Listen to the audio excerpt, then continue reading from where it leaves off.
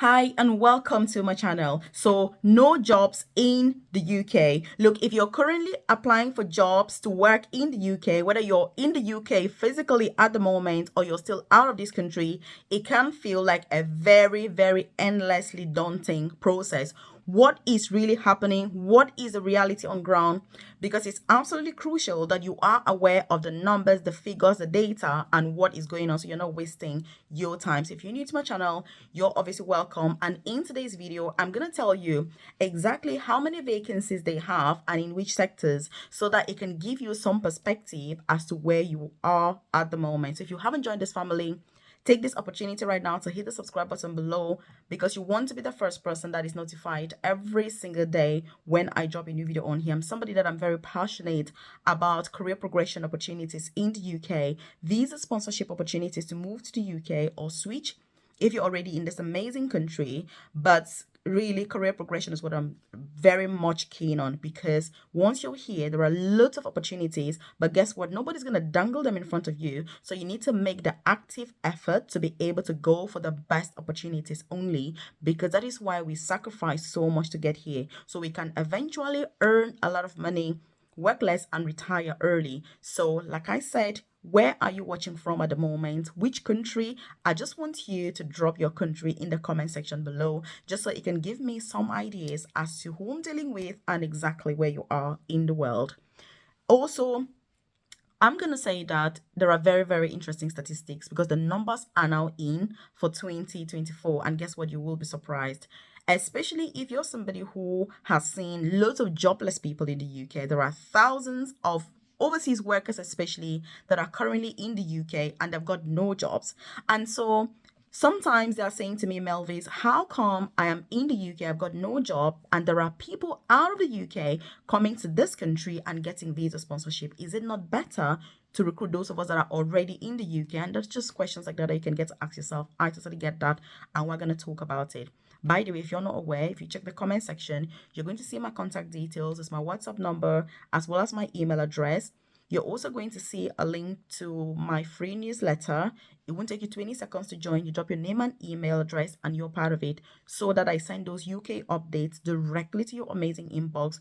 So you're not reliant on the YouTube algorithm for such vital information that is crucial for your personal and professional development. So that's what I'm really all about. If you also need one-to-one guidance, you need to have a conversation about your specific circumstances, then do feel free, obviously, to contact me at your earliest convenience. But let's get into the juices. Look, in 2022, it's very important to look at data because data is what drives government decisions. Currently, some of the carers can no longer bring dependence, some students can no longer bring dependence. There's a lot going on, but that is driven by data. And so if you're applying for UK visa jobs as well, or UK jobs or career progression, all of your decisions should also be driven by data. And someone like me, that's why I'm very data focused, data driven, and policy focused and driven. So in 2022, when all of these visa sponsorship saga started, especially regarding carer jobs, the UK at the time had 189,000 active vacancies. And so the government decided that they needed overseas workers to be able to take on these jobs because it was really bad. And so that was then. Fast forward to March of 2023, so that was last year. The same sector had 165,000 vacancies, but this was after the UK had recruited hundreds and thousands of carers. So you may be asking yourself, where on earth are these carers? Now, fast forward to today, how many vacancies are there, especially in health and social care today as we speak? So we officially have that data, which is what has prompted me to do this video.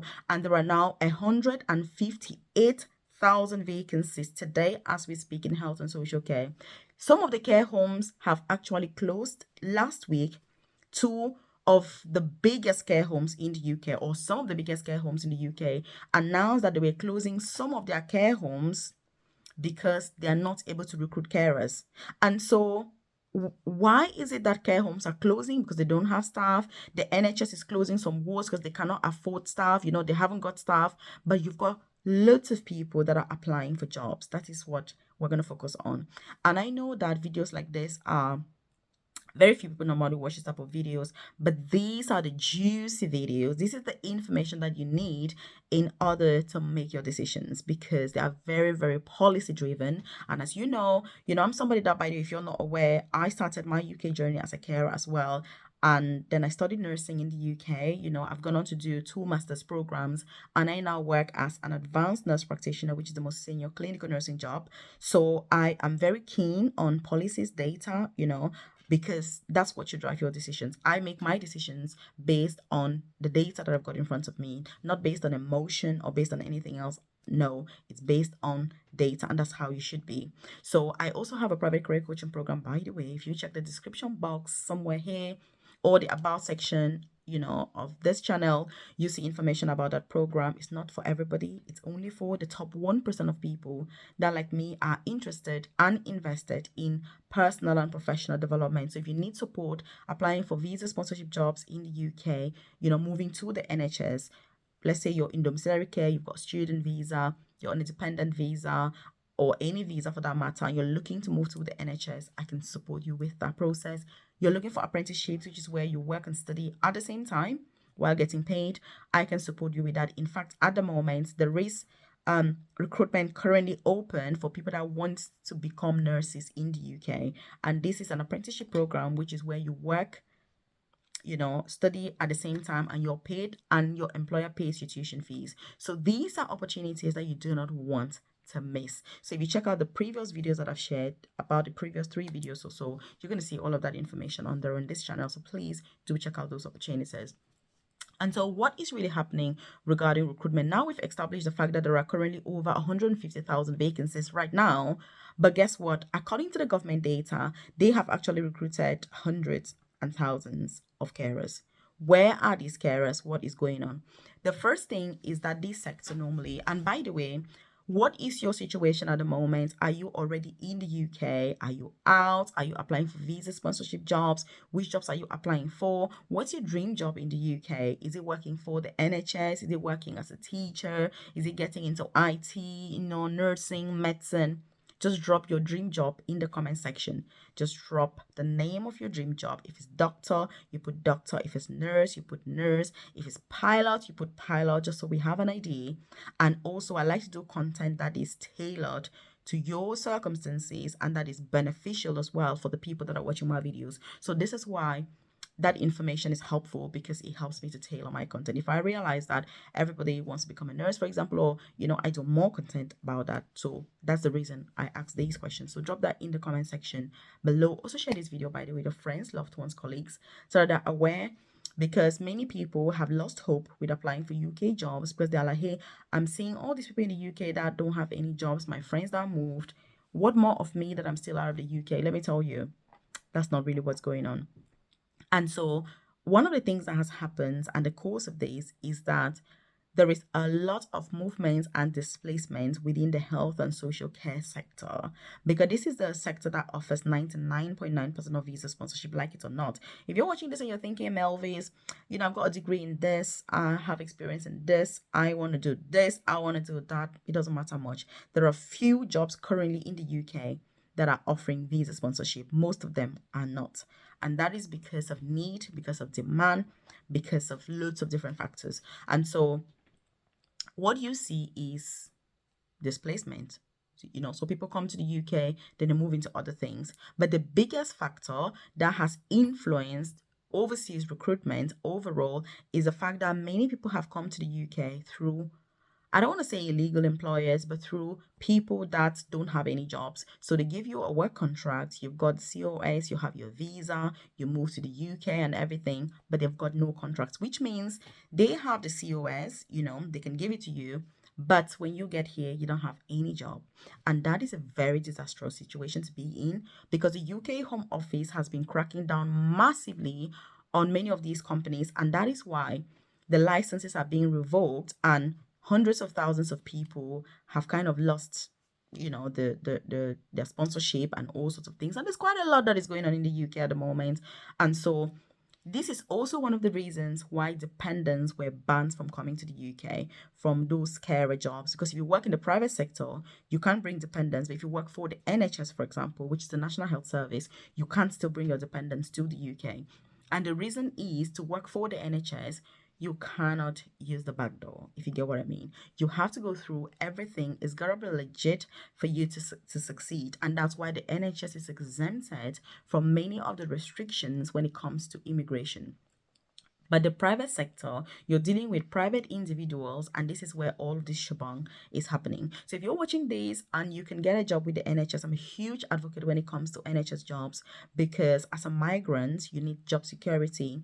You need to go to bed knowing that your kids are going to go to school tomorrow. You don't want to be worrying about your situation in this country every day. Some people, before they came to the UK, they sold every single thing that they had back home to use that money and come to the UK, and they've got nothing to go back to. And so it is only fair that you benefit and you get the reward for the sacrifices that you have made to come to this country. And that's why for me, I am very unapologetic about the best opportunities in the UK. And if it's not the best, I am not interested. And I tell you, that's how you should be. Because visa fees, stress, discrimination, racism, inconvenience, bad weather, tiny houses. There's a lot I could go on about things I personally do not like about the UK. But the bigger picture is that it's still better off than if I was in my own home country. And that is a reality of it. And that is why you've got to maximize that opportunity here to make sure that it doesn't pass you by. So, long story short, there are vacancies at the moment, over 150,000 vacancies still active, but why are people not able to get the jobs then if the data is saying that I've got all these vacancies? The reality is many people do not know how to apply. The health and social care sector in the UK relies on ethnic minority people and overseas workers. And so, if many people don't know how to apply, it's going to be difficult to get a job. You legit UK employers are also very aware of the visa sponsorship saga, and so they know that there's a lot of incompetence. That's what I'm saying. Because when you apply for a job like a carer and you get the job because you've paid X amount of money, it's not because of competence. It's not because you're a good carer. So when you come to the UK and you're looking to switch, that employer has very high expectations from you because they're thinking, is this a good one? Are they not a good one? Can I trust this carer? If I switch their COS, are they going to be good or not? There are loads and loads of challenges that this has all brought upon ourselves. And that's why I say, if you're looking for a carer job or you're currently working as a carer, it may not be the ideal job that you've wanted to do, because I know that I've personally supported people who are bank managers, people who are accountants, people who run multi-million, businesses and have left that to come to the UK. The only thing I say is when you are with a human being at work as a carer, think about your mom, your dad, your husband, your wife, your kids. If that was your mom, how would you want that carer to treat them? Put yourself in the shoes of the person that you're treating, or the person that you're supporting, the person that you're helping. It's very important to show empathy. We don't only use that to get a job to talk about, oh, I'm very empathetic, I'm very compassionate. No, you need to demonstrate that compassion. If not, please try to find other jobs, because there are quite a few people that are spoiling the name that carers have, especially overseas carers, and this has led to very catastrophic consequences for genuine people that enjoy carer jobs, that want to come into healthcare, that are looking for visa sponsorship. I have contacts with lots of UK employers, and guess what? They are scared. They're very weary when it comes to some of the overseas candidates that they see because of what they have experienced. Because you have somebody who it's just complete lack of awareness. So please, just take a step back, reflect on your own contributions towards society, towards this job. Know that there are other people back home or in the UK, people that are on student visas that can benefit from these opportunities. And we should ensure that these opportunities continue and that we're not the last people to benefit, but there are other people coming behind us that can benefit from this. So when you're acting, if you're not sure about something at work, ask. We all started from nothing. We all started from no experience, but it's about asking. It's about being genuine. It's about being interested. It's about treating people with dignity and respect. Because this is not a career where you just use it as an opportunity to come to the UK to get sponsorship. No, you've got to have empathy for the people that you're supporting. You've got to make sure that you're representing yourself. It's not about the company. You're representing yourself well, and you're thinking about the families of these people you're caring for. Because every day I deal with all sorts of ridiculous cases and things that have happened, and it is not fair. So sometimes we always look at blaming everyone else. It's looking introspectively and saying, what are my contributions? What can I do to improve this situation? So there are vacancies, but please, you need to have a good application because employers are very weary. Some of them have gone through so much. I mean, those legit employers, obviously. So again, where are you watching from at the moment? How do you feel? This is a more of an emotional video, talking about those things and self introspection and reflection and all of that. The vacancies are there, but you need to apply properly. And when you do apply and you're successful, ensure that you're treating people with dignity and respect, because it's what people deserve. These are human beings that we're dealing with. We cannot just come into this job for the sake of it. You need to love it. You need to know what you're doing. You need to learn. You need to ask. You need to get support from your managers. Take your training seriously. Don't just do it as a chore, as a tick box exercise, but learn the processes, safeguarding, infection prevention, skin care, pressure area care, personal hygiene, oral care. Those are all the things that we need, all the skills. And if you're part of my private coaching program, I want our session on Thursday to really be focused on this, as we already do. So if you need to contact me, like I said, check the comment section. You see my contact details there. And if you need support, you need guidance, you've got questions about this process, then do get in contact with me at your earliest convenience. And make sure that you are the best worker that you can be and that you're upholding the reputation of this profession and everyone else that's coming behind you. Check this out.